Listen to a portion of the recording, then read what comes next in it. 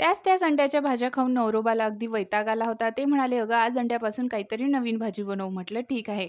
मग मी सुरुवातीला ना मिक्सरच्या भांड्यामध्ये थोडासा भाजलेला कांदा, लसूणच्या पाकळ्या आणि कोथिंबीर घालून याचं छान बारीक वाटण करून घेतलं. नंतर इकडे एका भांड्यामध्ये 3 ते 4 अंडी फोडून घेतली.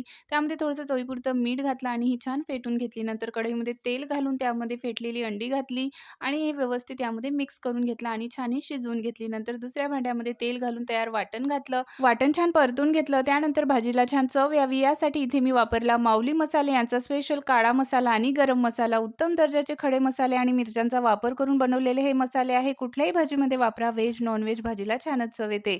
तुम्हाला जर का घ्यायचे असतील तर स्क्रीनवरती त्यांचा नंबर दिसतोय तिथून ऑर्डर करू शकता किंवा माऊलीमसाले.com वरूनही ऑर्डर करू शकता. तसेच बायोमध्ये लिंकसुद्धा दिली आहे.